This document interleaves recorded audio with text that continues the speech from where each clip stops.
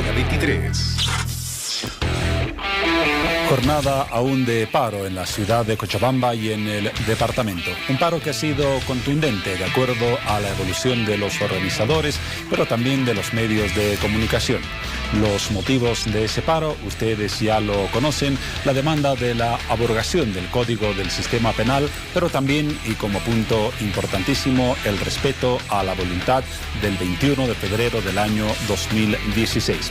Un paro, en una palabra, exitoso, como ocurrió en Santa Cruz, en la ciudad y en el departamento el pasado viernes.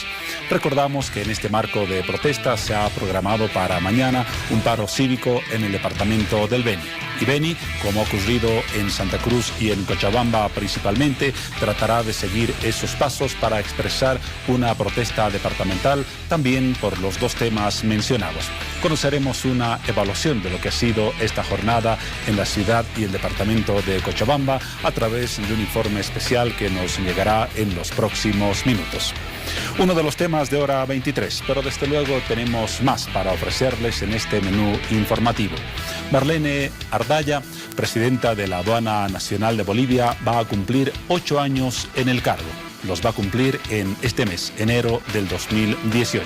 Es un tiempo, por lo tanto, propicio para la evaluación de las actividades, para los resultados de la lucha al contrabando, para los resultados vinculados a la institucionalización de esa importantísima entidad del Estado Nacional. La tendremos aquí en los estudios de Bolivisión y de Hora 23 para evaluar ese trabajo que, reitero, está a punto de cumplir 8 años. Y desde luego hay dos nombres que se mencionan con frecuencia desde el 1 de enero de esta gestión. Los nombres de Carla y Jesús, los jóvenes que desaparecieron de la discoteca Planta Baja luego de celebrar la bienvenida al año 2018. Ya van 16 días y no se encuentra rastro de esos jóvenes. Existen algunos indicios, un par de hipótesis que maneja la policía y también el Ministerio Público, pero resultados aún ninguno. Existen detenidos, se han arrestado a varias personas, existen sospechas, se ha determinado el destino de los celulares de la pareja, pero nada más. Sigue la incertidumbre en la familia y hoy nos ocuparemos de ese caso, como lo hicimos hace algunos días con la policía boliviana, pero esta vez con familiares y con un abogado de las víctimas. 3 temas en Hora 23, la invitación cordial para que sigan con nosotros en los próximos instantes y para que sigan también en la compañía de mi compañera Piti Garamendi, a quien le doy el más cordial saludo y las buenas noches. ¿Cómo estás, Juan Pablo? Muy buenas noches, amigos. ¿Cómo están todos? Bienvenidos al sector de redes sociales de Hora 23. Como todas las noches, ya le hago la invitación para que ustedes puedan participar de las publicaciones que las encuentra en nuestra página de Facebook Hora 23 y también ya pueden empezar a mandar sus mensajes a nuestra línea de WhatsApp 776-77223. Hoy hablaremos de la gestión 2017 de la Aduana Nacional. Y la aduana ha estado realizando varios operativos con el fin de fortalecer el trabajo de incautación de mercadería ilegal.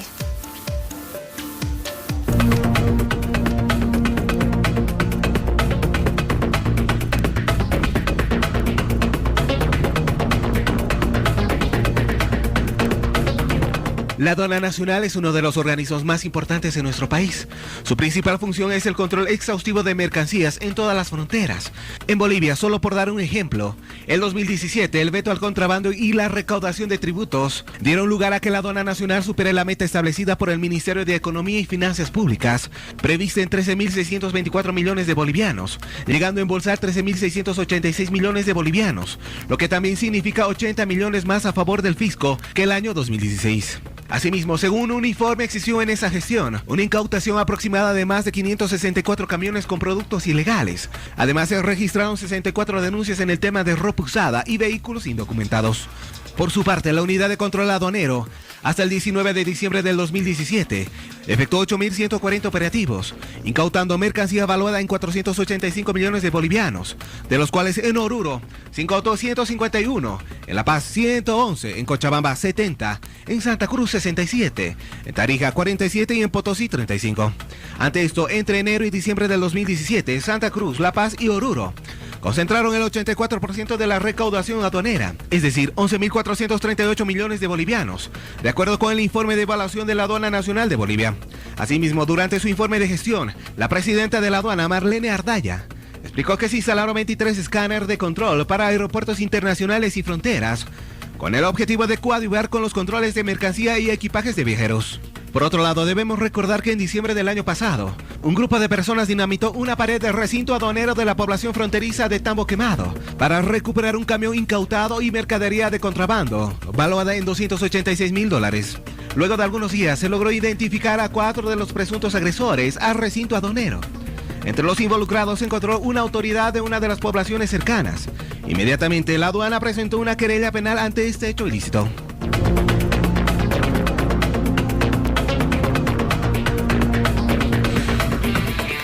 La nota que ponía algunos antecedentes al tema que vamos a comenzar a abordar en los próximos instantes con nuestra invitada especial.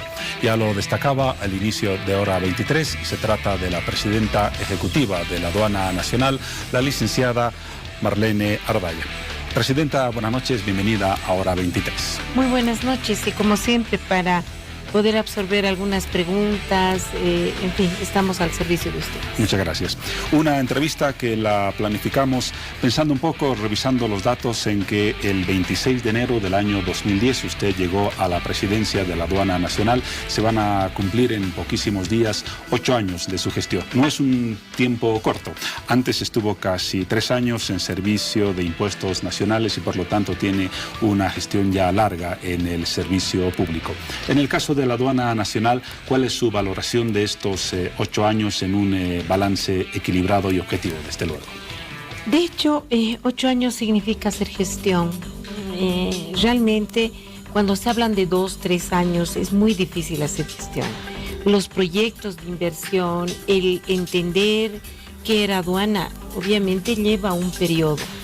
De hecho, soy la más antigua junto con el director de Uruguay, al mando de aduanas, y esto ya le hablo a nivel sudamericano e internacional, porque normalmente duran 2, 3 años solamente los directores de aduana.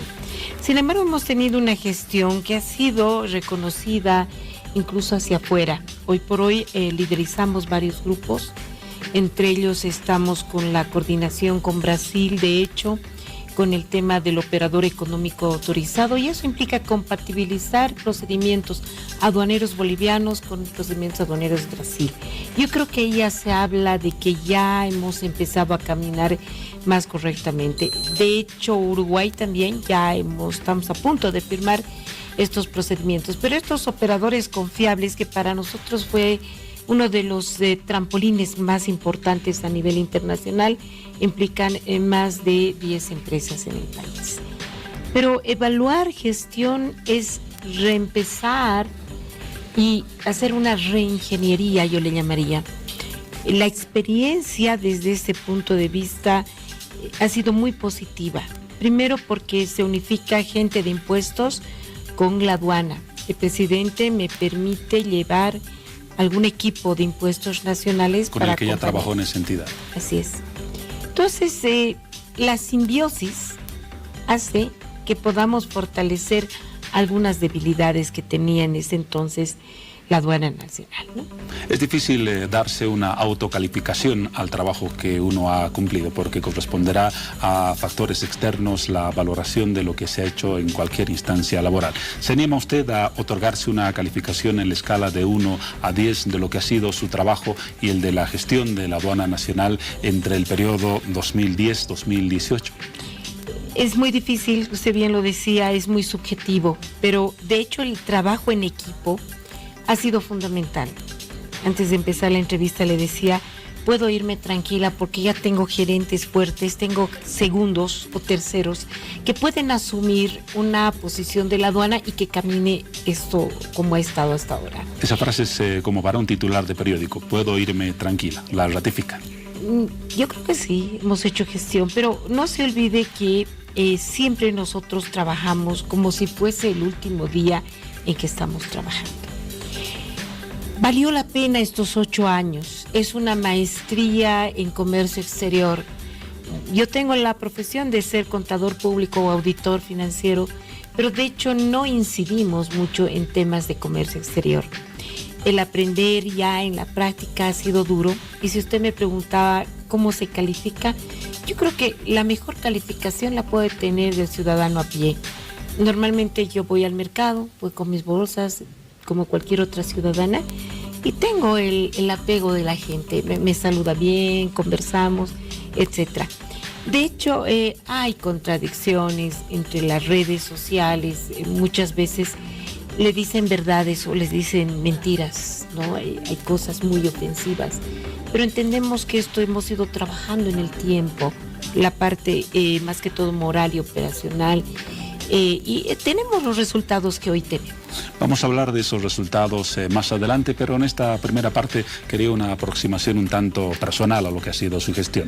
Y desde luego su condición de mujer, ¿de qué manera ha representado algún obstáculo o quizás una ventaja en la presidencia ejecutiva de la aduana? Usted tiene a su mando una institución con complicaciones como muchas, quizás particulares.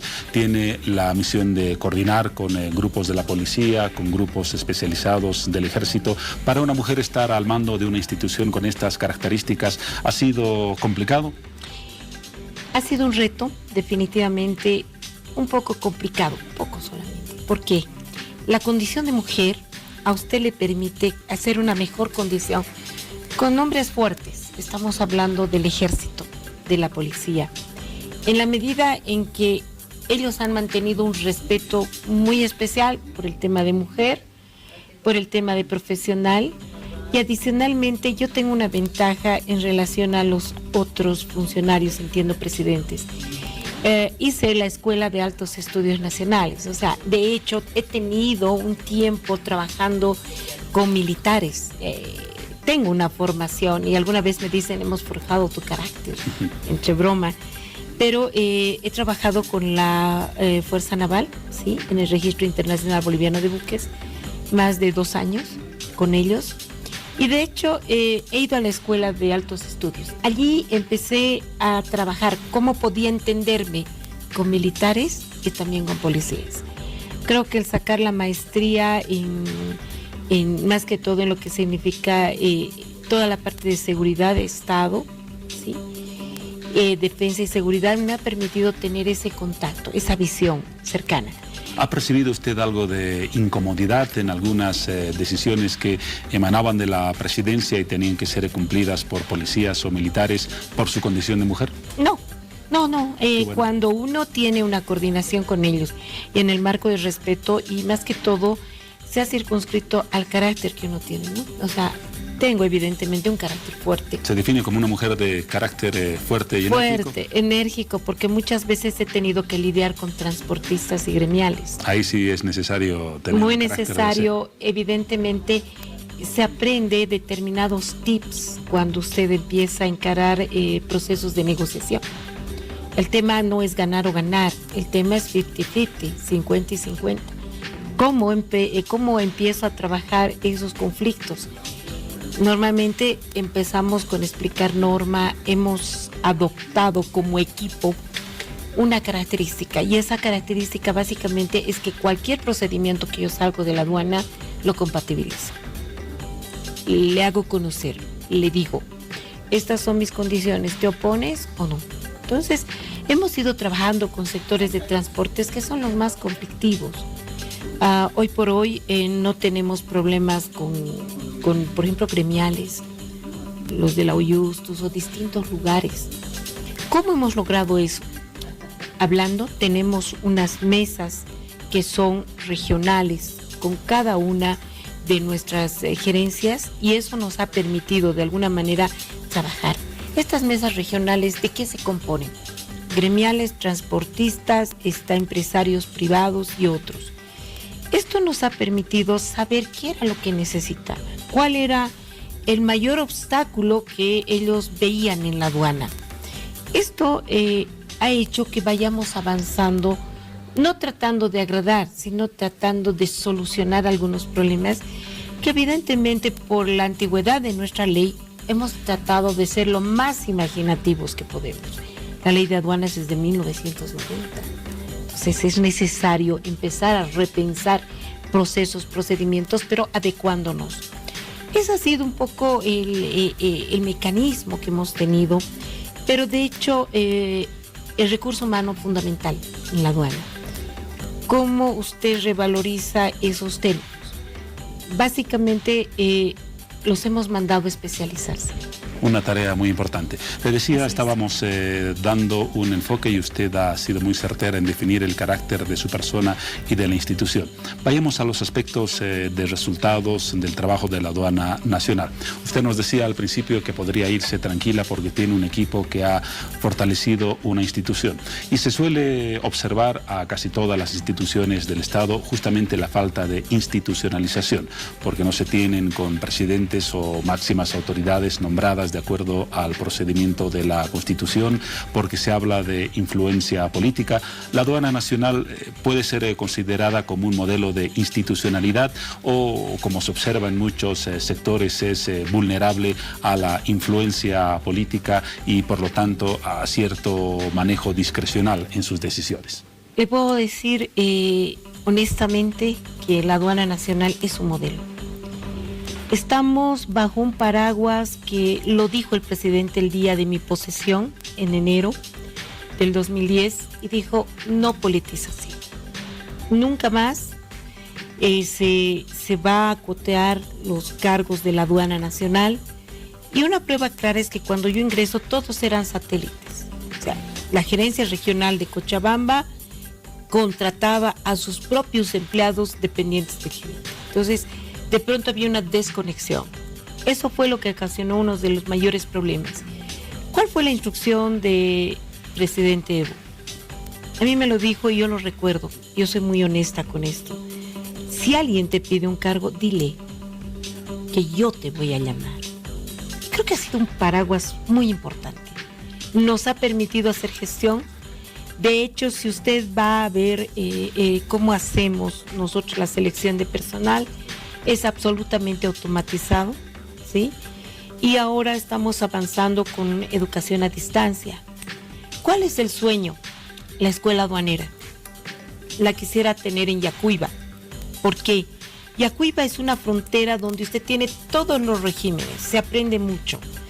Ese debería ser de pronto un lugar donde tengamos nuestra escuela. Pero de hecho hemos avanzado con el Ministerio de Educación. Tenemos ya lo que es una educación a distancia, una inducción. Hay algo que nos preocupa y me preocupó a un comienzo. Cuando vienen a una entrevista profesionales, muchas veces no saben ni qué es. Y yo creo que esa es una falencia que la tenemos que ir salvando. El profesional boliviano es muy cotizado. De hecho, yo he estudiado en la Universidad Mayor de San Andrés. Yo salgo de San Andrés. Y actualmente uno de los más importantes proyectos en gestión de la aduana es el tema del SUMA. El SUMA es un sistema informático donde ya empieza la aduana digitalizada. ¿Qué es la tendencia a nivel internacional? La electrónica. La aduana es la pionera en lo que significa la firma electrónica. Y este sistema está hecho por bolivianos. O sea, lo único que hemos adquirido ha sido la plataforma o la arquitectura, que podríamos decir tecnológica, que implica no es un software para empezar, son más que todo los racks que llaman los informáticos o los servidores, ¿sí? Para que tenga toda la capacidad de poder hacer todo por sistema y más que todo por la vía electrónica. Ahora sí hay avances como los que usted ha mencionado.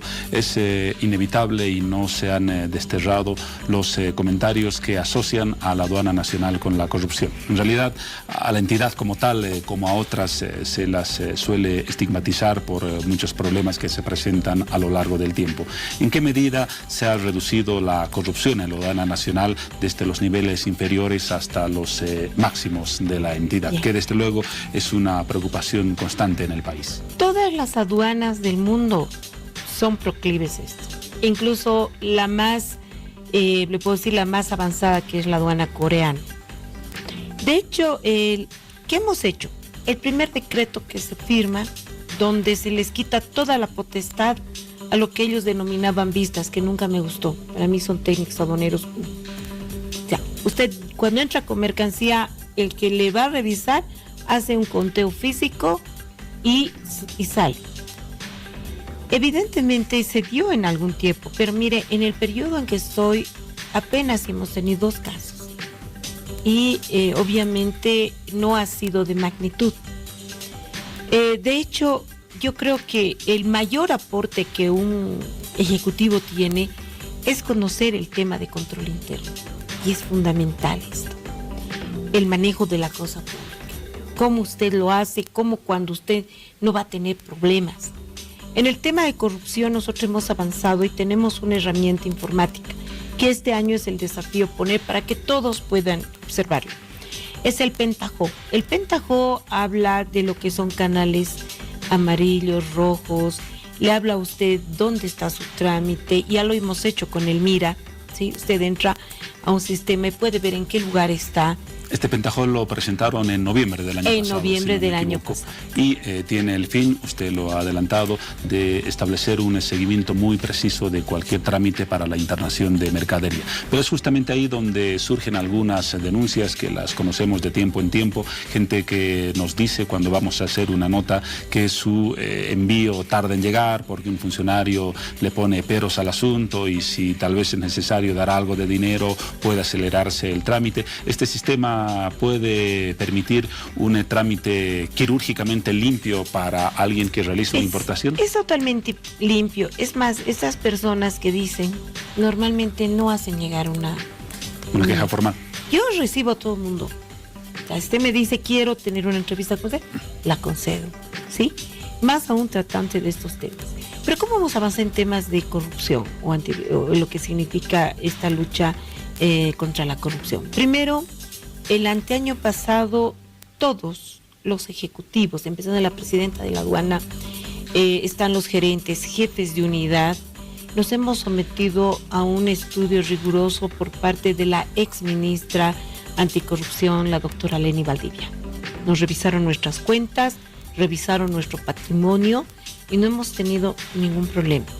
De hecho, cuando usted entra a la aduana, tenemos como práctica que renuncia al secreto bancario. Para eso usted firma un documento donde le decimos al sistema bancario, señor, no tengo ningún problema en que usted me revise. ¿Esto se aplica desde qué nivel de funcionarios? Están todos los supervisores y jefes de unidad. Que es un término de decisión media. Mandos medios. Y en la unidad de corrupción, por ejemplo, o anticorrupción, mejor dicho, ¿cuántos casos se han tratado? Hablemos del año 2017 como un ejemplo reciente. Reciente, deben ser aproximadamente unos 40 casos. ¿Cómo operamos? O sea, un poco para tener la evidencia. La semana pasada, por ejemplo, recibí una supuesta denuncia de que habían salido vehículos el 30 de noviembre en el Alto. Vehículos bajo un decreto donde no se le permite, por ejemplo, sacar ni con una rayita, nada, vehículos. Ni daño leve, ni daño moderado, ni nada. Entonces esto se rechaza. ¿Cómo hacemos? Yo tengo una unidad que se denomina la Unidad de Intervención Aduanera, UTISA. Tiene una facultad muy interesante. Él puede ingresar a sustituir al administrador, al gerente, al jefe de unidad. No importa. Es como entrar, manos arriba, yo reviso. UTISA interviene, inmediatamente se constituye jurídica, si es que tuviera que ver algo, y la unidad anticorrupción. Esta intervención sin aviso previo. Sin aviso. So, mañana en la oficina de alguien puede presentarse un equipo de UTISA y comienza su trabajo. Así es. Entonces, ¿qué se ha generado? Una cultura de riesgo. La gente ya ve ese tema de riesgo.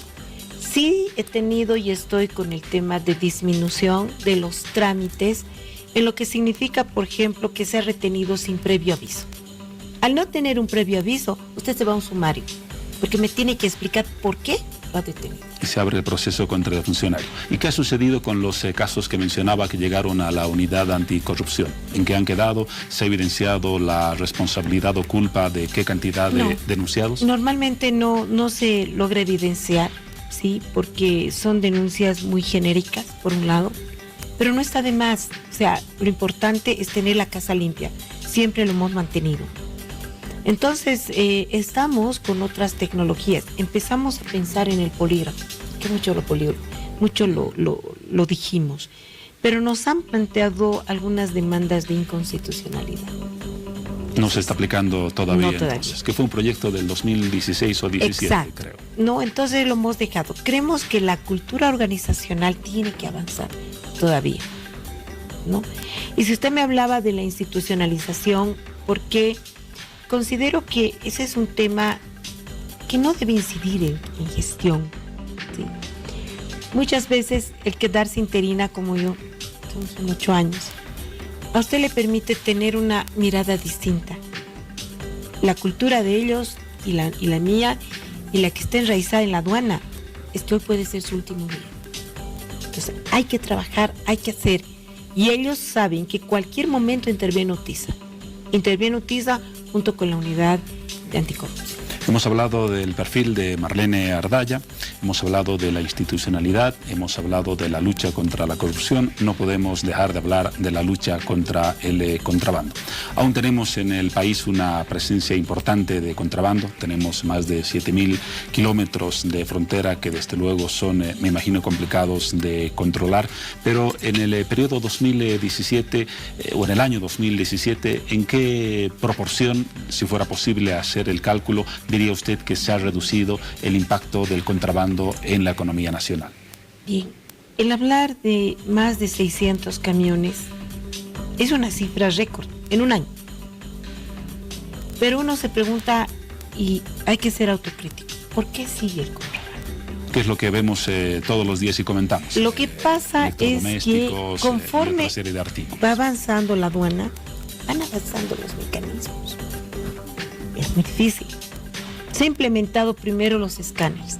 Hoy por hoy tenemos 22 escáneres de control, ¿sí?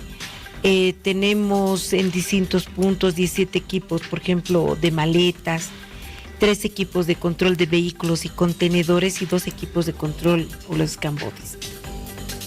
Esto ha ido acompañado con una gestión de riesgo. La aduana boliviana es la primera en la región, junto con Brasil, con tener una gestión de riesgo. ¿Y cómo lo hemos obtenido? Nosotros no lo decimos, lo dice la Organización Mundial de Aduanas, porque ellos han venido a Bolivia en un trabajo silencioso, han hecho una evaluación, han hecho un diagnóstico y hoy por hoy tenemos el nivel de implementación. ¿De qué manera impacta esto en la reducción del contrabando? Básicamente por los perfiles de riesgo. Ya sabemos cuáles son frecuentes, quiénes son los operadores que manejan el tema de contrabando. Pero son variables que hay que equilibrarlas, porque no es tan solo un tema de contrabando, viene ligado con temas de narcotráfico y ojalá Dios no lo permita, como la DIAN de Colombia, con un tema de terrorismo, aunque hemos tenido 2 importantes cargamentos en Santa Cruz. Armas decomisadas. Entonces, por eso hay explicaciones que uno no las logra entender y hay que trabajarlas más. Por el hecho de, por ejemplo, entrar camiones y que los quemen. Pero sí hemos razonado de otra manera también. Hay medidas que muchas veces hacen o exacerban el contrabando. Licencias previas, o sea, de ropa, que muchas veces dura un periodo. Entendemos la necesidad y compartimos la necesidad de proteger lo nuestro. Pero cuanto más trabas usted le pone al comercio, hace que entre en forma ilegal. Y por donde entra mayor contrabando es por la frontera con Chile. Sí. Esto nos lleva a la siguiente pregunta. ¿Por qué no ha sido el Estado lo suficientemente fuerte para evitar el superpoder de algunas poblaciones del altiplano boliviano cercanas a la frontera con Chile, que se han convertido casi en reductos inexpugnables para el propio Estado y en encubridores del contrabando grande y mediano? Más de 8.500 operativos, ¿sí? En frontera. ¿Qué pasa con las poblaciones? La parte cultural, ¿sí? Recuerda Zavalla, hemos hecho una intervención, donde le dijimos frente a frente al propio alcalde, le dijimos, alcalde, saque el contrato. Y asumió el alcalde un compromiso, que luego no se cumplió. No se cumplió, sacamos apenas 9 camiones, tema de ropa usada. Pero le comento que este 26, Dios mediante, podemos ya instalar en Zaballa nuestro puesto de control aduanero. 30 hombres con el ejército para controlar todo ese sector. Va a coincidir con el aniversario de su llegada a la aduana. Más 26 o menos. de enero. Más o menos. Yo pienso que ahí es muy simbólico para nosotros como aduana el que tengamos el campamento en Zaballa. Así como es simbólico, sin embargo, no es contradictorio que casi sentemos soberanía dentro de nuestro propio territorio cuando no deberíamos permitir ningún atisbo de ilegalidad en ningún centímetro de la patria. Lo que pasa es que el tema viene más, cuando usted hace una intervención, vienen niños, mujeres, es muy difícil por el tema de derechos humanos, ¿sí? Se ha planteado muchas veces y hemos tenido saldos. Recuerde el tema de uno último, muerto, ¿sí? Por COSAPA. Entonces, hay cosas que realmente no las podemos evitar. Y mire cómo desenlaza esto. Un muerto en ese momento nos rodea, tenía problemas con los chicos, como los sacábamos. Si bien es cierto está el ejército, pero obviamente ellos están bajo bandera, los míos no. Los querían detener. Ha habido incluso 3 meses detenidos injustamente funcionarios de la aduana por un cuerpo que nunca apareció de Zaballa, nunca apareció. Entonces, ¿cuál es el juego? Eso es importante que lo sepan. Me hacen este último, el muerto, me cautelan al muchacho y extrañamente me presentan 20 vagonetas. ¿Cuál es la intención? Dejar indefensa a la aduana. Hemos tenido que mover todo el parque automotor para nuevamente patrullar este sector. ¿Qué es lo que pasa? Hemos trabajado, yo reconozco el trabajo que hace el doctor Ramiro Guerrero, fiscal. Fiscal general. Pero muchas veces hay fiscales que no coadyuvan, que no ayudan a lograr que estos casos avancen. ¿Cuál será su interés? Hay muchos, incluso de los propios investigadores. Económicos, me imagino. El contrabando mueve mucho dinero, muchísimo dinero. Entonces, bajo esa lógica, obviamente hemos hecho una alianza estratégica. El que mejor resultado nos da de los fiscales es el actual Blanco, acá en La Paz. Él pone a disposición rápidamente para hacer allanamientos. El último Tambo Quemado fue realmente algo que no lo hemos esperado, porque ese recinto de Tambo Quemado nunca fue utilizado para incautaciones. Lo hizo una unidad especializada de la policía, que es DINAPRO. Pero más allá de eso, yo creo que todos tenemos que unificar los esfuerzos. 7 campamentos que ya ha implementado la aduana, esperamos cerrar. El próximo sería La Queca, está en Charaña, está en Puerto Suárez, de Zaballa, luego estaría uno muy cercano a la frontera con Chile, y obviamente estamos ya hablando con Chile en términos de ver qué es lo que vamos a hacer en forma conjunta. Pero aún así, con estos esfuerzos, el Estado, no hablo solamente de la aduana, sino del Estado en general, parece aún débil frente al contrabando. El último hecho del 2017, ese grupo delincuencial que dinamita o hace uso de los explosivos para recuperar mercadería, nos habla de una osadía que sobrepasa cualquier tolerancia y no respeta ningún nivel de autoridad. ¿Qué podemos hacer o qué se está haciendo para evitar que se repita ese tipo de actos delincuenciales? Primero, hemos aprendido ya de hecho que no deberían quedarse en frontera. ¿Sí?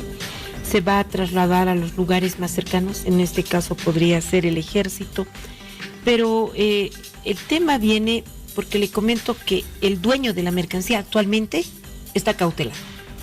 Continúa. Está ya hemos logrado hacer la investigación y hemos logrado llegar ahí. Estamos tras 2 personas que han huido o están prófugas, pero estamos viendo el allanamiento. Se han hecho 2 allanamientos, por si acaso. Esta persona tenía conexión en el Alto.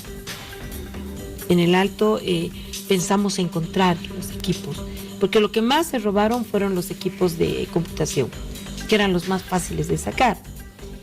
Tenemos el número de series, etcétera. No hemos lanzado todavía a los medios de comunicación por el hecho de que no queremos entorpecer el proceso de investigación. Hemos hecho 2 allanamientos en la ciudad del Alto, hemos encontrado sí mercancía de contrabando. Entonces sabemos que puede ser una organización mucho más grande que puede estar con estos fines. De hecho, ya no estamos hablando de personas que aparecen esporádicamente, ya hablamos de clanes perfectamente organizados. Si usted hace un sobrevuelo, como que lo hemos hecho regularmente, y el último hemos partido en este último 25 con el actual comandante en jefe de las Fuerzas Armadas, el almirante Borda, usted puede observar que hay casitas, habitaciones, pero lejos, en lugares donde usted no se puede imaginar, donde no hay caminos, donde no hay nada. Y ahí se sospecha que existe actividad de contrabando. Ahí son los lugares donde ellos van a pernoctar. Si usted ingresa, y hemos ingresado, le digo, en una labor de inteligencia con ejército, hay condiciones, tiene una cama, tiene una radio satelital para comunicarse, tiene víveres, tiene bebida, tiene todo para descansar, para luego seguir el día. ¿Qué se pretende? Hay que equilibrar algunas variables. El tema de agilidad versus lo que es contrabando. Muchas veces el propio vicepresidente me reclamó varias veces, me decía, es que tardas mucho, lo que se decía hace rato, tardas mucho, entonces la gente quiere que rotes. Hemos hecho eficientes los tiempos, es más, estamos por debajo del decreto, pero no es suficiente. Le anuncio que tenemos 2 proyectos importantísimos, le estoy dando un poco la primicia. ¿Cuáles son? El primero va a ser Warnes, ya dentro de poco. Ahí va a ser la aduana 24 horas, 365 días. Para el control de la mercadería que llega de Brasil. No tan solo de Brasil, sino también del lado de Iquique. ¿Por qué? Porque tienen destino Santa Cruz. ¿Y el ¿sí? segundo punto? El segundo punto es la aduana que va a estar en febrero, es la aduana de Pasto Grande en Oruro. También solo cosas que vienen de Iquique y de China. Pero ocurre un fenómeno que esta mañana lo discutíamos, teníamos una reunión técnica y discutíamos. Si antes era el 45%, por decirlo, de la mercancía que venía de la SOFRE versus un 23 o 25% de China, hoy se han invertido las cosas. La gente ya no está yendo tanto a la SOFRE. Directamente se va a China a traer la mercadería. O sea, ya no hay una tercera mano, si usted quiere. Y nos está ocurriendo el mismo fenómeno. Se está nuevamente subvaluando. Pero pensamos que con la implementación de estas 2 aduanas podríamos recaudar más, pero también brindarle un mejor servicio al importador. Y de hecho, el proyecto que nosotros tenemos en mano también es el de Tambo Quemado. Tambo Quemado es un lugar donde Chile nos hace muchas veces bloqueos, huelga. Entonces, justamente hoy día nos han entregado los títulos. Una comunidad cercana nos ha entregado como 20 hectáreas, ¿sí? Muy cercana, es Lagunas el lugar. Usted ve la frontera Tambo Quemado. En términos de tiempos, a 5 a 7 minutos sobre la carretera. Y este espacio se va a destinar a mejorar la infraestructura de la aduana en Tambo Quemado. Por supuesto. Ahí vamos que es una a de hacer las quejas más constantes de transportistas, una logística, comerciantes, importadores y demás. Una logística para la importación, para que pueda desahogar todo eso. Este proyecto estamos calculando en 4 meses. 4 meses. Hemos tenido 3 anuncios importantes de su parte. Y en la parte final, permítame presentarle un comentario que seguramente lo ha escuchado de muchas personas y que sigue siendo una preocupación que la captamos de tanto en tanto en los espacios informativos de Bolivisión, que dice: la aduana combate el contrabando grande, a veces con éxito, a veces con otros resultados, pero es muy rígida en el contrabando o en la internación de mercadería menor a cargo de particulares, que del exterior no se puede meter más de 2 celulares y por lo tanto el razonamiento que se tiene es dura con el sector o con el ciudadano formal, pero no tanto con el delincuente.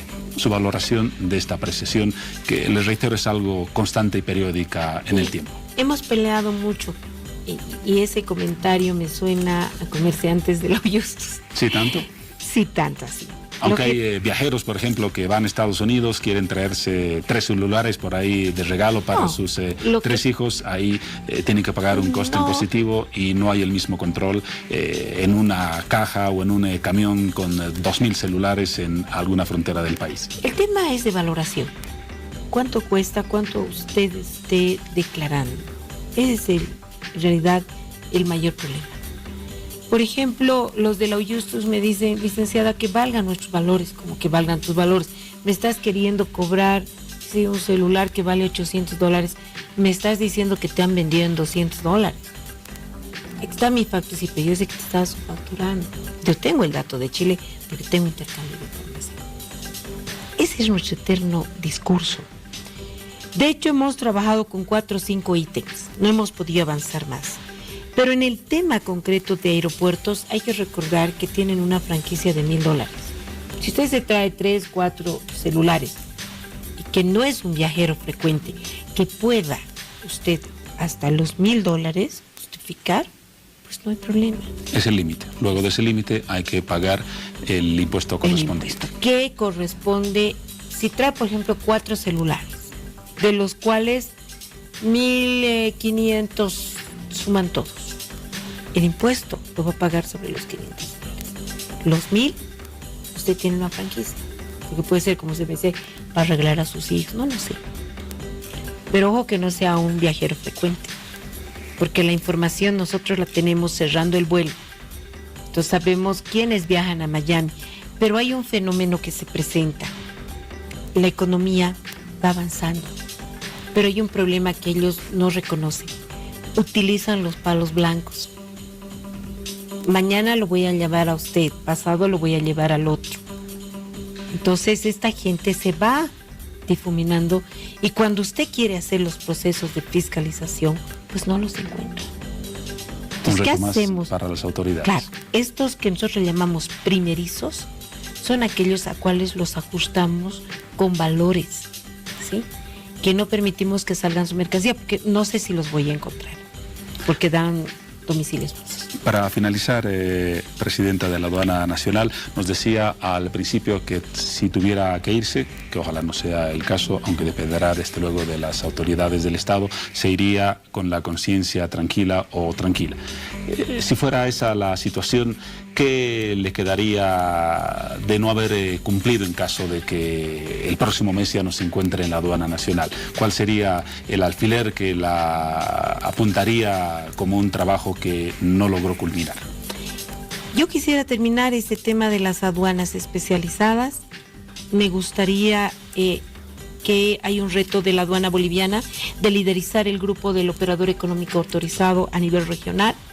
Nos estamos agarrando fuertemente de Brasil, pero también yo le decía, puedo irme tranquila, con o sin.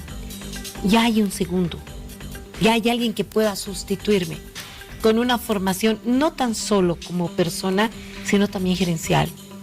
Creo que el mayor reto para mí fue que jefe es aquel que cuando se va, la cosa funciona. Y cuando hablamos de segundo, no nos referimos a una persona en particular, sino a funcionarios que pueden asumir su condición. ¿Cuál es la característica de la aduana? Voy cambiando mis gerentes. Los gerentes, ¿de dónde salen? De la observación que yo tengo en los grupos de selectividad. Y es cuando se muestran la parte técnica. ¿Cómo puedo controlar? ¿Cómo puedo recaudar? ¿Cuáles van a entrar a canales rojos? ¿Cuál es el perfil de riesgo? Entonces, hay un importante grupo que puede asumir. ¿Y cuál es la ventaja? ¿Cómo los incentivo? Este segundo, el plan B, si usted quiere. Hay un plan B y un plan C. Imagínese una persona de Tambo Quemado, una administradora, que es mujer, de hecho que anda peleando con todo el mundo. Es tan chiquitita que usted no puede creer que tiene la fuerza que tiene. Se está yendo a Japón a especializar. Una chica de frontera que vaya, en el caso, por ejemplo, de Yacuiba, a especializarse en la Argentina para ver cómo se va a hacer la importación de los caballos cuando haya los Juegos Olímpicos. Yo creo que eso es una suficiente aliciente para que la gente se preocupe y empiece a trabajar correctamente. Aunque esta es una práctica constante en otras instituciones de otros países, en Bolivia es la excepción y debería ser la norma. Debería ser la norma. Marlene Ardaya, presidenta de la Aduana Nacional, gracias por la valoración personal de su trabajo, por hablarnos de la institucionalidad, de la lucha contra el contrabando y de los retos que todavía están pendientes y seguramente van a estar allí independientemente de cualquier otra gestión. Su despedida. Muchísimas gracias a usted. Gracias por mostrar otra cara de la aduana distinta. Muy gentil por su visita. Será hasta una nueva oportunidad. Momento de un paréntesis para luego seguir con más de Hora 23.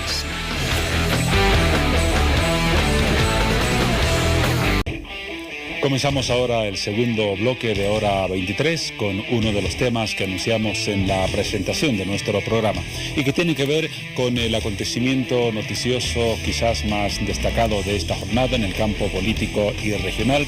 Me refiero al paro de 24 horas que se ha cumplido en la ciudad y el departamento de Cochabamba. De acuerdo a la evaluación de los organizadores, se ha tratado de un paro exitoso y contundente. El gobierno ha insistido en la versión de la conspiración para referirse a esa protesta que tiene que ver, ustedes ya lo conocen, con las objeciones a la aprobación del Código del Sistema Penal. Cochabamba, como Santa Cruz el pasado viernes y como otras regiones, demanda la abrogación de esa norma y también con la demanda del respeto a los resultados del referendo del 21 de febrero del año 2016. Recordamos también que en esta jornada de miércoles se ha convocado a una medida similar de protesta en el departamento del Beni. Así se van sumando las protestas regionales que posiblemente sean reorganizadas y canalizadas a través de una jornada de carácter nacional, de acuerdo a lo que se ha explicado en este martes. Esa decisión se conocerá posiblemente en las próximas horas.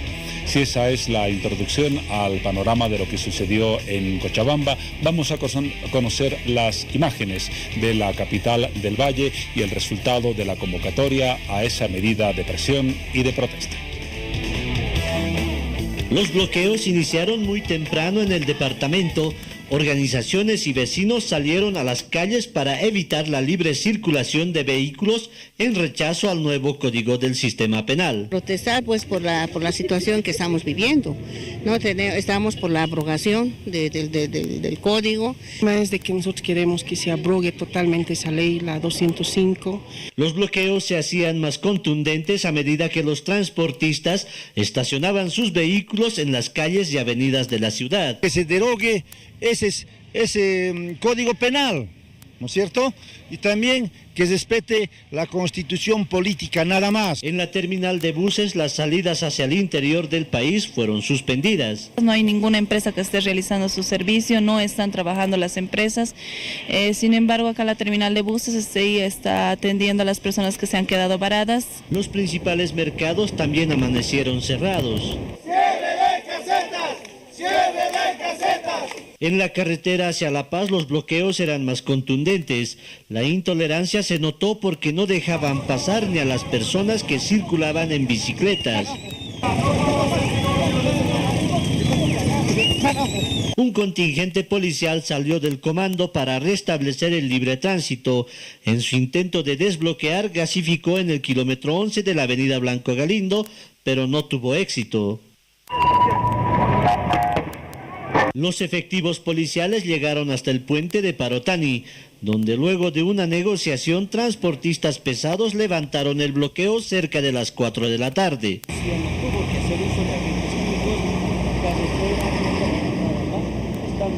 Ya de regreso, la policía tuvo que retirar los objetos utilizados para bloquear en la carretera. La jornada de paro terminó con una gran marcha por el centro de la ciudad de Cochabamba. El panorama desde la capital del Valle.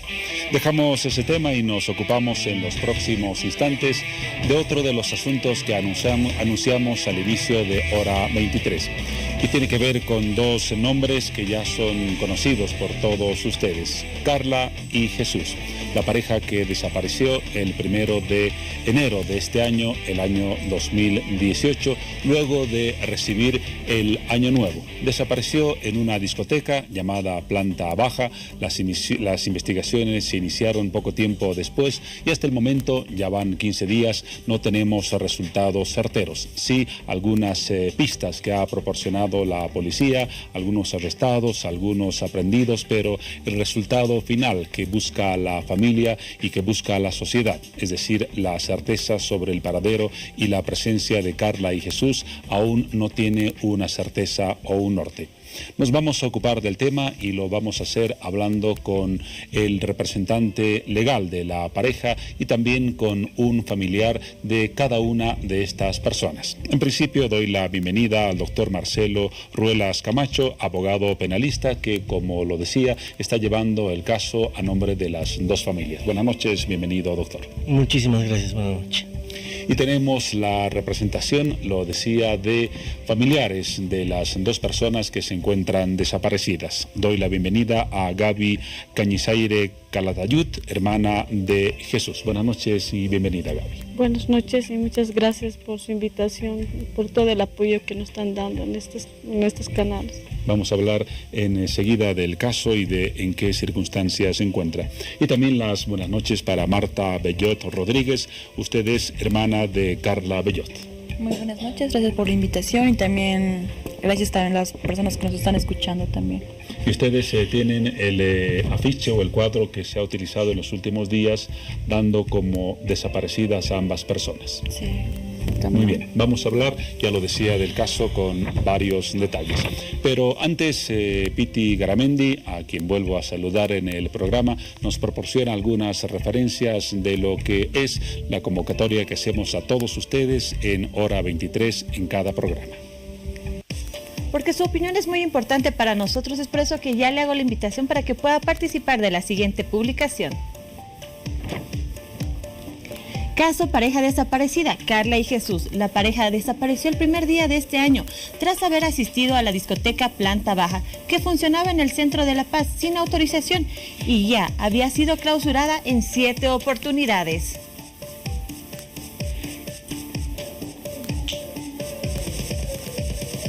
Luego de esos datos comenzamos a hablar con quienes presentamos como invitados de esta noche. Y quisiéramos conocer un poco el perfil de cada una de las personas, de Jesús y de Carla. Por eso están, entre otras razones, aquí sus familiares. Hablaremos con la hermana de Jesús, Gaby. Gaby, ¿cómo es su hermano Jesús? ¿Cómo lo podría definir en algunas frases muy cortas? Jesús es un hombre responsable, un hombre muy precavido, un hombre con principios y morales, que quería mucho a su madre y que tenía una meta bien trazada. No quería empezar por atrás, quería ir siempre por la cabeza. Era un ejemplo, siendo hermano menor, era un ejemplo para todos nosotros. Un ejemplo para toda la sociedad, la definición de su hermano.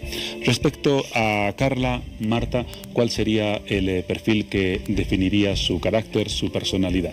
Bueno, mi hermana Carla era una persona muy admirable por nosotras, más que todo mis hermanas, ¿no? Es mi hermana mayor, Carla. Es una persona muy responsable, la verdad. Una mujer muy luchadora, porque con mi mamá y ella siempre nos sacaron adelante, nos pudieron guiar como madre y padre, porque no tuvimos nuestro padre, ¿no? Ellas dos siempre nos sacaron adelante, siempre nos llegaron a impulsar a todo, que cumplamos nuestras metas, todo, digamos. O sea, yo la admiro mucho a mi hermana. ¿Cuántas hermanos o hermanos son en la familia? Tengo 3 hermanas menores más. ¿Y Carla estaba a cargo de todas ellas? A Carla, sí, Carla y yo siempre era la que sabíamos estar apoyándonos para poder estar con mis hermanas menores. Gaby, no nos corresponde indagar sobre la vida personal de las personas que están en un caso de investigación, pero por lo que se ha conocido, Jesús y Carla formaban una pareja que había tenido algún distanciamiento, pero luego se había reconciliado y estaba en una relación normal. De hecho, por eso festejaron la bienvenida del año 2018. Sí, tenían una relación de 10 años. No diríamos un distanciamiento, solamente que entre ellos han hablado. Prácticamente ni siquiera han terminado para enojarse. Solamente entre ellos han quedado de acuerdo que tenía que terminar su carrera. Y ella también quería ya estabilizarse, entonces sus planes eran casarse este año. Los hablaron con nosotros, lo hablaron con la familia Carla. Eran prácticamente personas adultas de 25 años que ellos tenían todo para decidir. Esto era su plan de este año. Salí profesional de la universidad, estudié economía. Me costó entrar a la universidad de 3 intentos. Son 6 años que he estudiado y ya he terminado por fin. Por eso eso era todo lo que nosotros hemos pedido, nada más. Seguir tu estudio, no es para nosotros, es para ti. Y eso era su plan, darle al amor de su vida, a la mujer que quería todo lo que tenía. Y era el plan casarse este año. Marta, en el caso de la pareja, por lo que usted conoce, ¿eran aficionados a asistir a locales nocturnos o fue una excepción su presencia en planta baja, la discoteca donde desaparecieron el 1 de enero del 2018? ¿Eran fiesteros, por decirlo en una palabra? La verdad no eran muy fiesteros. Le comento que mi hermana Carla ya trabajaba en Jesús de Gran Poder. Estaba trabajando ahí mi hermana y trabajaba hasta sábado, llegaba casi cansada. ¿En qué ocupación trabajaba? Contadora. Y llegaba ya cansada mi hermana Carla. Ya en la tarde llegaba a la casa, dormía. Ya el domingo con Jesús sabían cocinar, lavaban la ropa.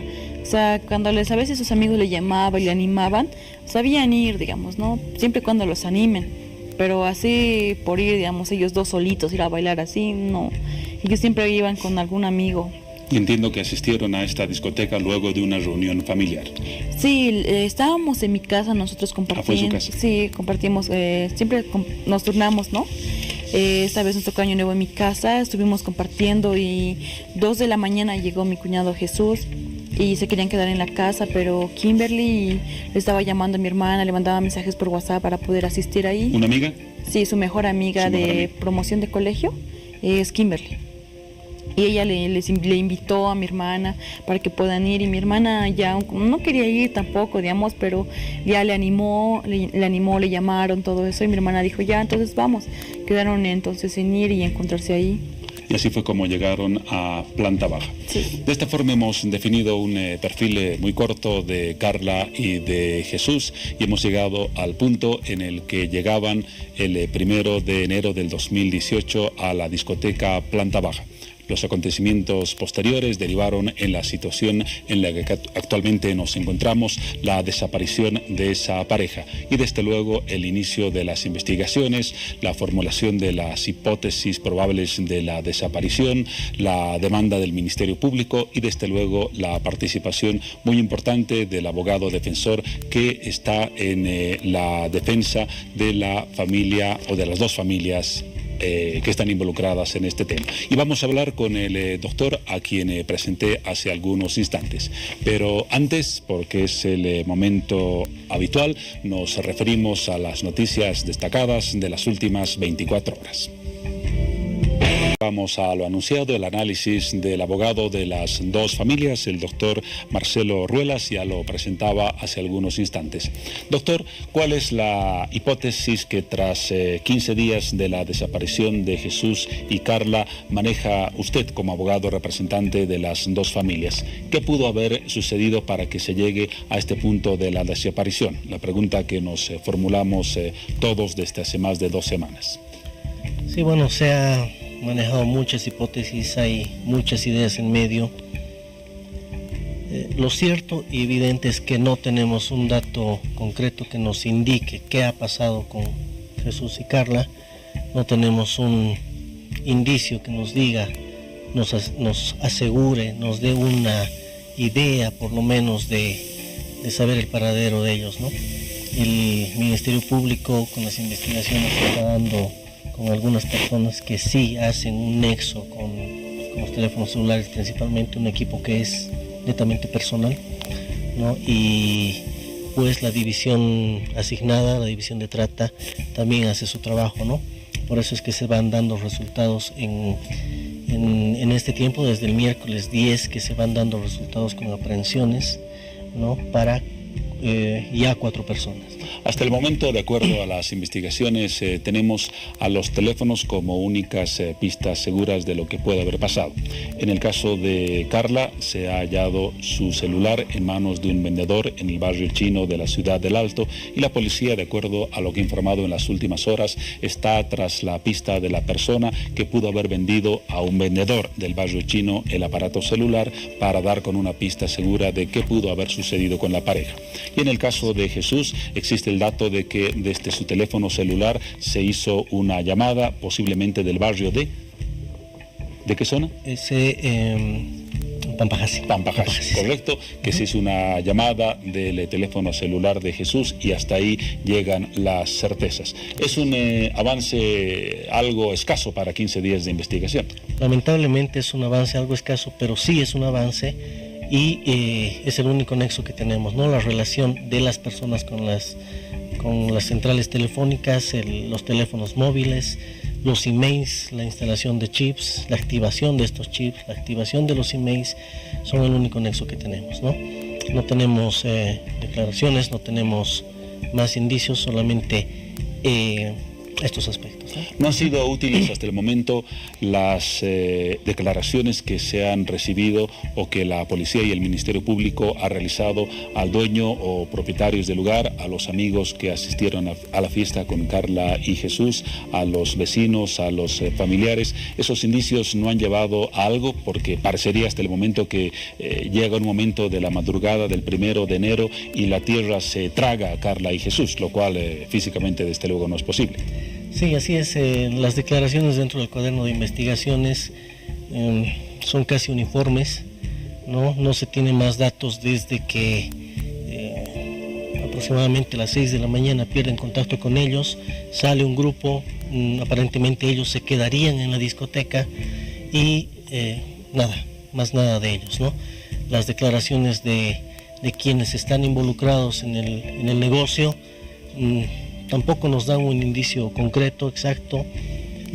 Se está pensando en las estrategias necesarias para conseguir pues más datos sobre estas personas, declaraciones, ampliar declaraciones, porque consideramos que todavía tenemos algunos vacíos, pero por supuesto que todo va a ser coordinado con el Ministerio Público y con la división asignada, que es la de trata, ¿no? También se habló en algún momento de la investigación de que se buscaría la grabación de algunas cámaras cercanas al lugar para determinar si efectivamente Jesús y Carla salieron del lugar. ¿Este procedimiento se ha cumplido? Sí, hay la solicitud del Ministerio Público con relación a cámaras, no puedo precisar cuáles son, ¿no? Mañana vamos a tener acceso al cuaderno completo, porque ha crecido bastante en estos días, y tenemos alguna parte que sí nos interesa, pero la cámara evidente que tenemos no nos da datos, ¿no? Porque no es una cámara de vigilancia, es una cámara de la alcaldía que tiene espacios vacíos, espacios muertos, donde se pierden varios segundos entre un trayecto y el otro, ¿no? Y en 10, 15 segundos muchas cosas pueden haber sucedido, ¿verdad? Hasta ese punto de las investigaciones, entonces no hay certeza de la hora en la que pudieron haber abandonado el local, si es que lo hicieron Carla y Jesús en la madrugada del 1 de enero del 2018. Es así, no tenemos ninguna evidencia, las cámaras no nos ayudan, no los vemos salir del local. Sabemos sí que han estado dentro, porque ellos envían vía Facebook una fotografía de ellos en el festejo, ¿no? Y ese es el último dato que tenemos evidente, ¿no? Gracias, doctor. Vamos a volver con algunas indagaciones desde el punto de vista legal. Antes, Gaby, ¿cuál ha sido el trato que han recibido del Ministerio Público y de la Policía? ¿Ustedes sienten que hay un interés de las autoridades en el Ministerio Público y en la Policía de investigar con celeridad el caso, o cuál es el panorama que perciben ustedes de manera tan cercana y dramática al caso?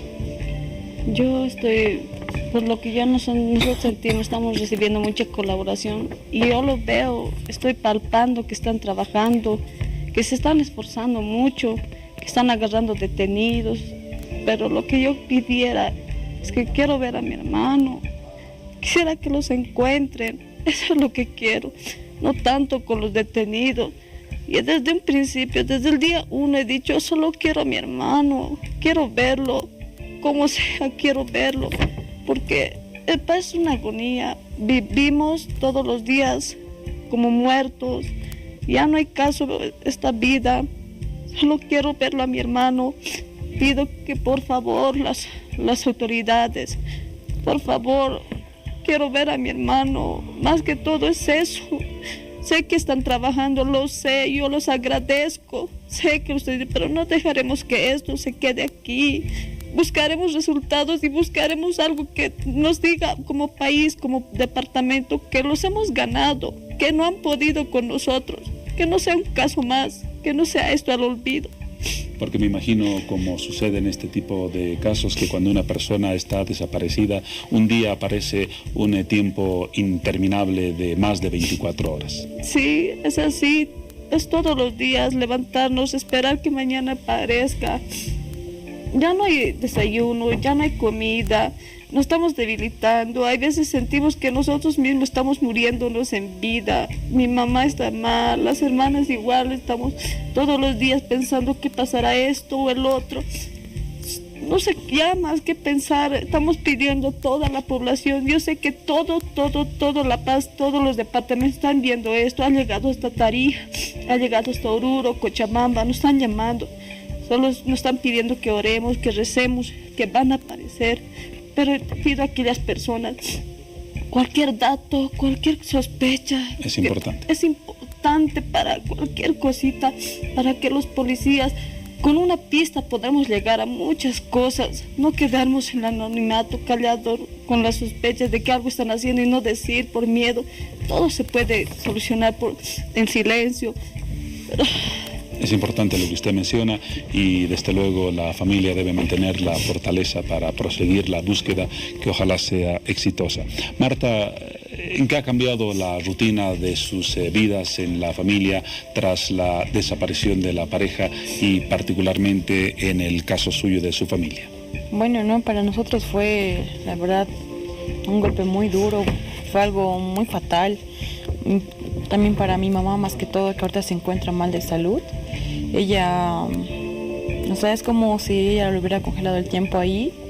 Es como si pensara que mi hermana ya se fue un rato de viaje o algo y que va a regresar. Pues me da pena verla a mi mamá así. Y todas mis hermanas estamos, la verdad, muy mal porque no sabemos nada de mi hermana. Ella era todo para nosotros, era una persona muy buena que siempre nos apoyaba. Y la verdad ahorita nuestras vidas está cambiando bastante. Y me imagino ustedes tienen un cuadro en sus manos. Ustedes, además de lo que está haciendo el Ministerio Público y la policía, están distribuyendo estos afiches, colocándolos en algunos lugares, buscando algunos datos que puedan aportar a la investigación del caso. Gracias a Dios, sí, estamos repartiendo los afiches del trabajo de mi hermana, nos están colaborando vecinos de la zona, nos están ayudando familiares. Yo agradezco a todas las personas que nos están apoyando a la vigilia, que siempre están pendientes de nosotros. Agradecerles a mis tías, familiares de Jesús, vecinos de la zona que están pendientes, y también agradecerles a los del DASI, a la Fiscalía y a los de la FELC. Les ruego, pero que por lo menos avancemos un poco más. Cada día que pasa, no sé qué estarán pasando, qué les estarán haciendo. Les pido, por favor, solo los queremos ver a ellos. No queremos agarrar detenidos ni estar encarcelándolos a cada persona que podamos ver o sospechar. Lo único que queremos solo es a ellos, verlos a ellos. Nos sentimos mal, estamos sufriendo en casa. Ambas familias estamos pasando mal.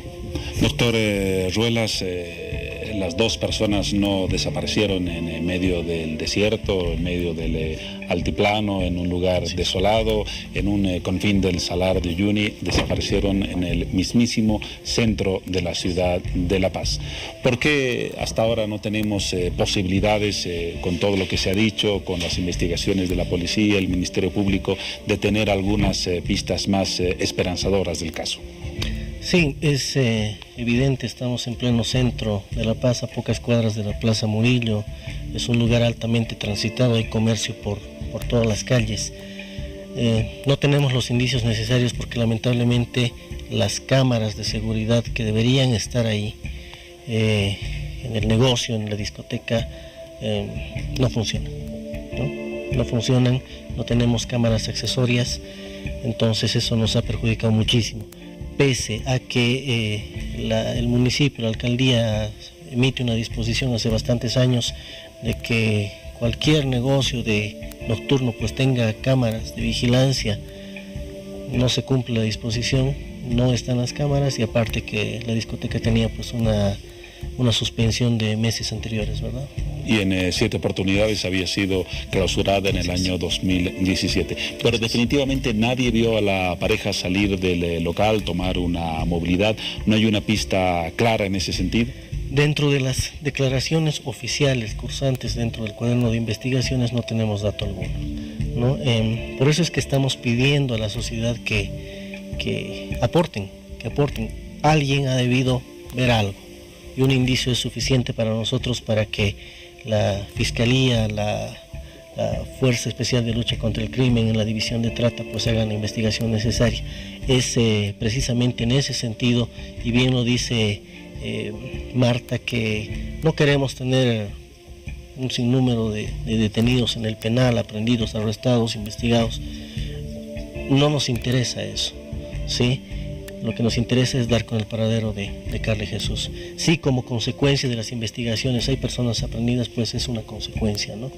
Pero los datos concretos que tenemos, pues no nos llevan a nada, son 15 días y evidentemente no nos llevan a nada, ¿no? Y es un tiempo, lo reiteramos una vez más, considerable por las características del caso para que no nos encontremos en una situación de tanta incertidumbre como la actual. Muchas gracias Marta, Gaby, por haber asistido a Hora 23. Gaby, en pocas palabras, su mensaje que pueda llegar a los corazones de la gente para lograr la aparición de estas 2 personas. Lo único decirles a todo Bolivia, a todos los que nos están viendo, yo jamás pensé estar aquí. Esto para mí es una película, una novela, no sé si con un final feliz o un final trágico, pero yo quisiera llegar al final de esta novela porque ya no es vida. Pedir a las autoridades, a la alcaldía principal, ¿cómo es posible que este local siga abierto, sin precinto, sin nada, limpio? Como si fuera el mejor lugar. Aquí no ha pasado nada, aquí no se ha hecho nada, aquí han desaparecido 2 personas. Tengo las fotos y mi corazón por toda la vida recordaré ese lugar donde ha desaparecido mi hermano, donde ya nunca más lo voy a volver a ver. ¿Por qué no me ayudan? Ayúdenme, por favor, quiero verlo. Quiero volver a ver a mi hermano. Por favor, Señor, por favor, a todos los países, ayúdenme. Una pequeña pista, no miremos. Hoy me tocó vivir a mí. Esto puede pasarles a ustedes. ¿Qué vamos a hacer? Callarnos así. Ya no hay vida, ya no es esto vida. Gracias, Gaby. Comprendemos su dolor. Sus palabras seguramente van a llegar al corazón de mucha gente, lo mismo que sus reflexiones, y confiemos en que este caso pueda cerrarse de una manera feliz. No abandonemos nunca la esperanza. Lo mismo, Marta, me imagino que estamos en esa misma perspectiva. Sí, debería yo decirle a las personas del local que asistieron ese día de planta baja, si pudieran tener alguna referencia de mi hermana y Jesús, invitarles por favor a la FELC que vengan a dar alguna pista, alguna información, la verdad, para poder dar con ellos. Mire, ya hoy día son 16 días exactos, sin saber nada de ellos, sin saber qué estarán haciendo, qué estarán comiendo, sin saber nada, la verdad, de ellos. Me siento muy mal, pero por favor ayúdennos. Hoy nos tocó a nosotros, también van a pasar a ustedes y nosotros también estaremos ahí apoyándolos. Pero por favor les ruego, Ayúdenos a encontrar a mi hermana y a Jesús. Es lo único que pedimos. Es el pedido, desde luego, al cual nos sumamos todos los involucrados en este tema, directa o indirectamente, y las personas con sensibilidad de nuestra sociedad. Ustedes lo han dicho muy claramente, lo mismo el doctor. Se trata de un caso que no debería haberse presentado y lamentablemente las condiciones no han cambiado drásticamente ni en ese local ni en otros en la ciudad. Y ojalá este sea el último caso, pero tememos que no sea esa la circunstancia futura. Pero mantengamos la esperanza, valor, fuerza, y estaremos pendientes de la resolución de este caso. Gracias por su visita. Lo mismo, doctor, estaremos atentos a cómo evoluciona el caso. Claro que sí, para servir en ese momento que ustedes nos requieran. Nos vamos a un paréntesis en Hora 23.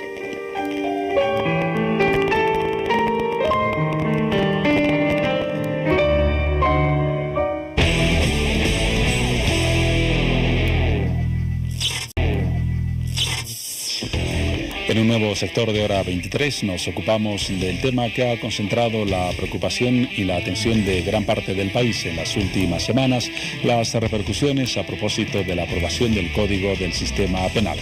Ustedes recordarán que el 4 de enero de este año 2018 el presidente del Estado lanzó un mensaje muy importante, anunciando el proceso de derogación de dos artículos, el 205 y el 137 de ese documento, y comprometiéndose a su vez a la revisión de otros dos que habían causado igual polémica sobre los derechos a la protesta y a discrepar respecto a determinados temas, los artículos 293 y 294.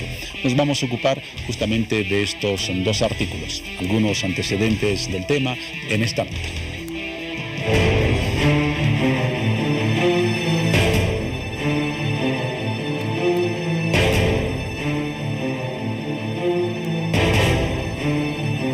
Los artículos 293 y 294 del nuevo Código de Procedimiento Penal de nuestro país generó molestias en sectores sociales y principalmente de la Central Obrera Departamental de Oruro, quienes emitieron como principal resolución pedir al gobierno la derogación de dichos artículos, que según los trabajadores penalizan las protestas. El artículo 293 habla sobre la sedición, respectivamente dice que la persona que sin desconocer la autoridad del gobierno legalmente constituido se alce públicamente y en abierta hostilidad para deponer a alguna servidora, servidor, empleada o empleado público, impedir su posesión u oponerse al cumplimiento de leyes o decretos, ejercer algún acto de odio o de venganza en la persona o bienes de alguna autoridad o trastornar o turbar el orden público. Será sancionada con prisión de 1 a 3 años y prestación de trabajo de utilidad pública. En tanto que el artículo 294 refiere a atribuirse los derechos del pueblo, el texto señala que la persona que tome parte de una fuerza armada o grupo de personas que se atribuyan los derechos del pueblo y pretendan ejercer tales derechos a su nombre, serán sancionados con prisión de 2 a 4 años y cuando corresponda inhabilitación. Por su parte, el secretario ejecutivo de la Central Obrera Departamental de Oruro, Edwin Peredo, manifestó que en el ampliado donde participaron diferentes sectores, se pidió mantener la lucha por los artículos que verdaderamente afectan a la clase obrera, aseguró, como son el 293 y 294 del Código Penal.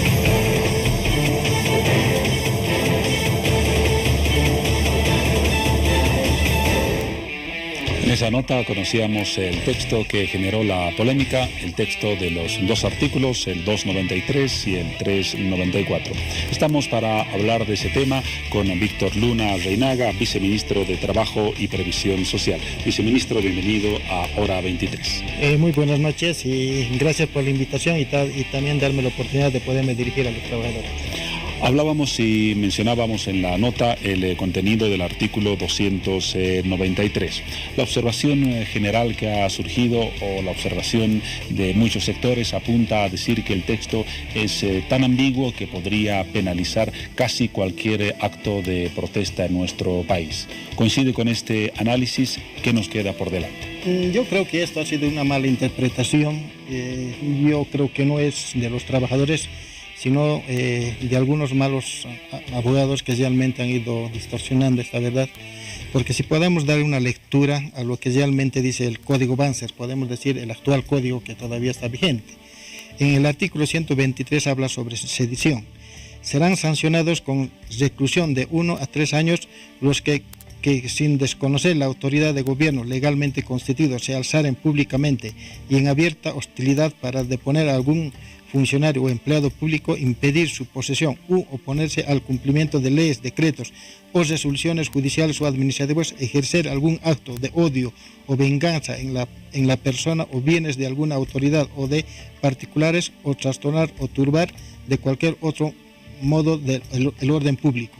Entonces, este documento, este párrafo, este artículo de Código Banzer señala de que realmente sí se puede detener de 1 a 3 años a quienes hagan la sedición. Pero realmente lo que falta a los compañeros es de que realmente ellos más se pueden musquir un poco, porque del artículo 293 que habla de asociación del nuevo código, el párrafo tercero es lo que realmente hace de que realmente eso es a favor de los trabajadores. Señala el párrafo tercero: no es punible el alzamiento cuando se reclame por la contravención del orden constitucional o los derechos fundamentales. O sea, los derechos fundamentales, ¿qué son? Son todos los derechos sociolaborales que tienen los trabajadores.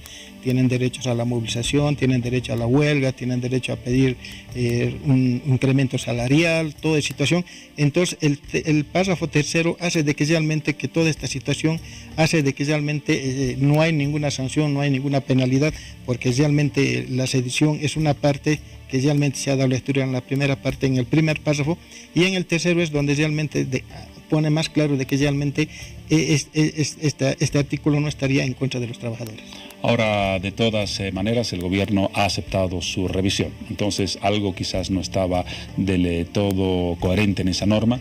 La comparación que usted hace con el Código Banzer corresponde a un código originado en un gobierno dictatorial, que desde luego no es el caso del presente, y por eso mismo se esperaba una norma que deje menos vacíos que los que aparentemente establece el artículo 293. Sí, yo creo que como el presidente siempre gobierna escuchando al pueblo, y evidentemente yo creo que ha sido buena posición del presidente, que dice de que realmente los artículos que realmente atentaran contra algún sector van a ir a revisión, van a ir a consulta, y de ahí ya verán cómo se puede modificar, se pueda mejorar o tal vez cambiar algún término que esté mal interpretado, y de esta manera de hacer de que realmente esta nueva norma, este nuevo Código Penal que realmente es aprobado, tome su vigencia y vaya adelante. Eso respecto al artículo 293. Respecto al siguiente, el 294, yo lo presentaba equivocadamente como 394, es el 294, ya lo mencionamos en la nota, pero lo reiteramos. Dice que atribuirse los derechos del pueblo se castiga con penas de cárcel de 2 a 4 años a la persona que forme parte de una fuerza armada o grupo de personas que se atribuyan los derechos del pueblo y pretendan ejercer tales derechos a su nombre. Ahí también han surgido las observaciones de que una protesta o una persona que se atribuya a la representación del pueblo podría de una u otra manera ser pasible a que se aplique esta sanción en su contra. Sí, evidentemente esto también ha sido malinterpretado, pero también hay que hacer una pequeña comparación con lo que realmente dice el Código Banzer. El Código Banzer en su artículo 124, atribuirse sobre los derechos del pueblo. Con la misma pena serán sancionados los que formen parte de una fuerza armada o de una reunión de personas que se atribuyan los derechos del pueblo y pretenden ejercer tales derechos a su nombre. Yo creo que esta es casi compatible con la 294, pero también es muy necesario de que los trabajadores del país, aquel trabajador minero, fabril, constructor, gráfico o todos los que están en el ámbito laboral puedan leer el párrafo segundo. El párrafo segundo señala del nuevo Código del Sistema Penal: las acciones de movilización social no constitutivas de las conductas descritas en el párrafo precedente que tengan por finalidad la reivindicación o ejercicio de derechos humanos, derechos sociales o cualquier otro derecho constitucional no serán considerados como el atribuirse de los derechos del pueblo. O sea, está claramente indicado que no van a ser considerados como si estuvieran atribuyendo los derechos del pueblo, o sea, que las movilizaciones, las manifestaciones, todos los métodos de lucha que tienen los trabajadores pueden hacerlo de acuerdo a la norma, y realmente eso están totalmente garantizados y no tiene por qué el gobierno privarles de esa libertad que tienen.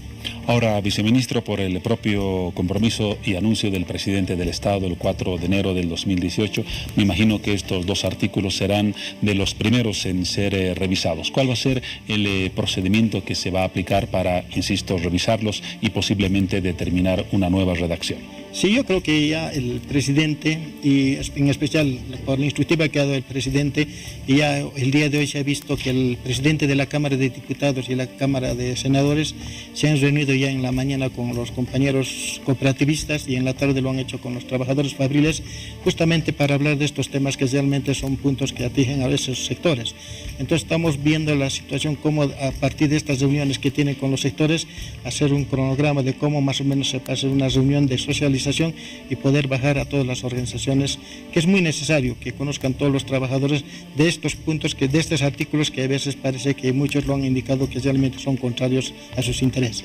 La Asamblea Legislativa aún no ha definido claramente cuál será el camino jurídico para revisar o para establecer una nueva redacción. No se ha hablado del término derogación, por ejemplo. ¿Ustedes tienen algunos datos de cuál sería el procedimiento para sustituir artículos que están siendo revisados o van a ser revisados para ser sustituidos por otros posiblemente?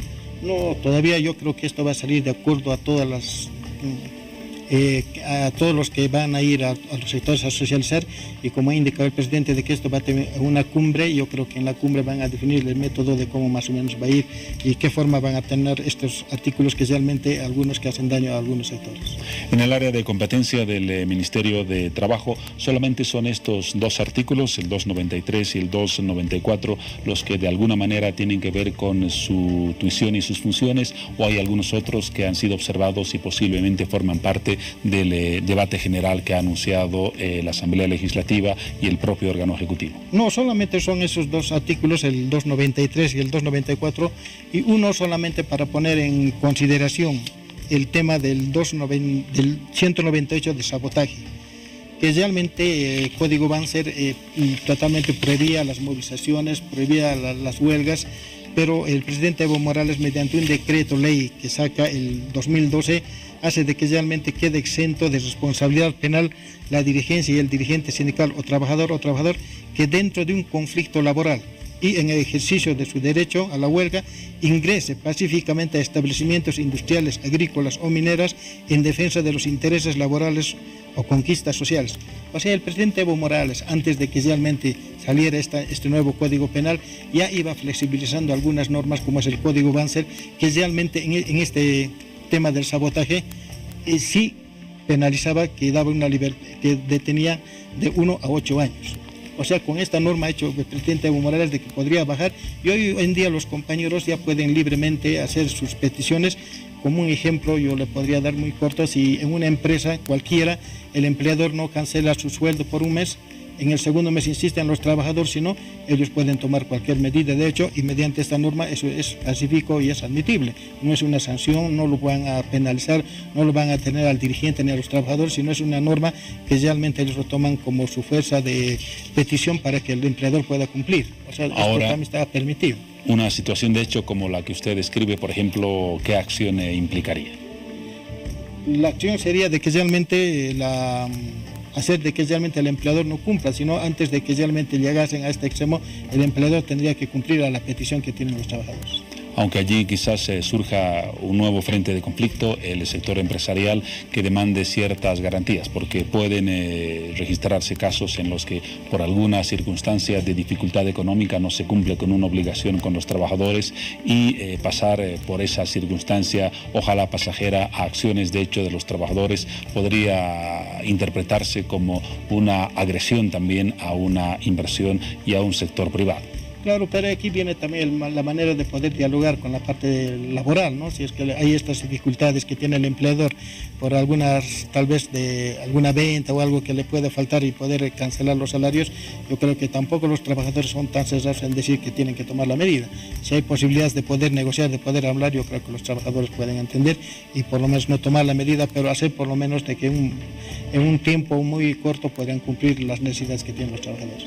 En el caso de estos dos artículos, ¿existió una socialización previa antes de la aprobación de la norma por parte de la Asamblea Legislativa y por parte del órgano ejecutivo, o como en otros casos se llegó al punto de cuestionamiento solo una vez que la medida, el código, fue aprobado?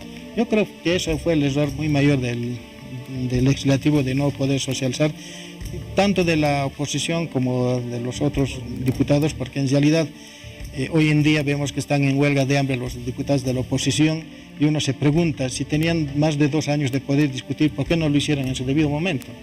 Esto parece una acción política donde realmente ellos a último momento, y la extrañeza es, ¿no?, de que realmente dan fuerte a los diputados que estamos en gobierno, pero lamentablemente a la oposición, que realmente no ha hecho nada para poder mejorar este código, están. Hay, por ejemplo, ha salido en WhatsApp que una diputada de la UD, especialmente, no me acuerdo el nombre, indica de que realmente al sector transporte se lo debería castigar de mayor fuerza, pero el sector transporte, conociendo toda esta realidad, no toma ninguna medida contra esa senadora, no se manifiesta nadie.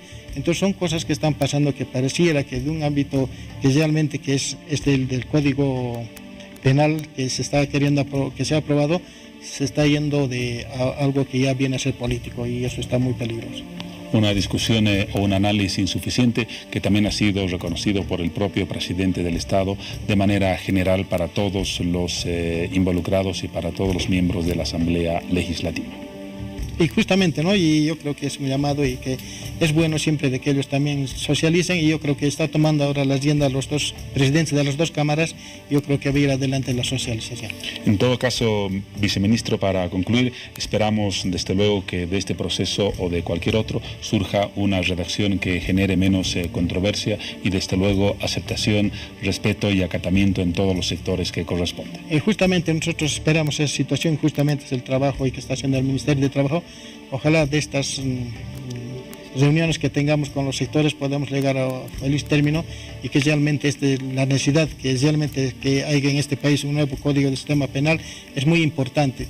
No solamente que en este ámbito laboral, sino también hay tantos sectores como en lo judicial, realmente tanta retardación de justicia, tanta gente que sufre, tantas disposiciones que hay gente que realmente está con un proceso judicial años y años y nunca se acaba el proceso. Y yo creo que con este nuevo código todas estas cosas se van a ir aclarando y se va a ir adelantando.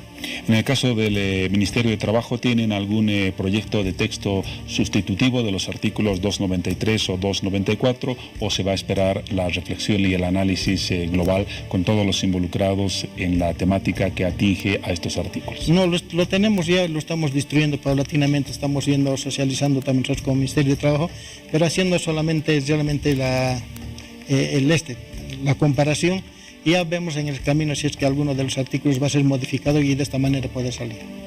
Muchas gracias por sus opiniones y su valoración. Víctor Luna Reinaga, viceministro de Trabajo y Previsión Social, su despedida para la audiencia de Hora 23. No, yo le agradezco mucho y espero que los trabajadores puedan asistir a estas reuniones que está llamando el gobierno y de esta manera poder salir y entender de una vez en qué consiste el nuevo Código del Sistema Penal. Gracias. Luego de este tema, el momento de una pausa para ingresar ya en la parte de nuestra despedida en esta nueva jornada de miércoles.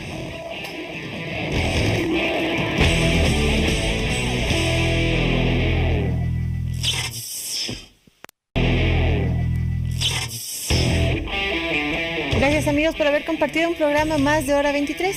El reencuentro dentro de unas horas. No se olvide que es miércoles dedicado a la salud.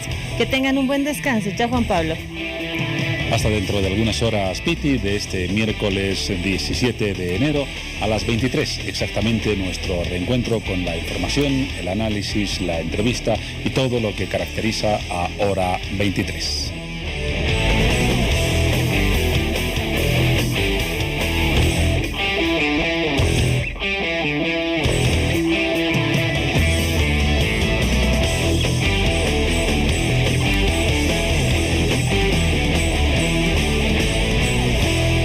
Hora 23.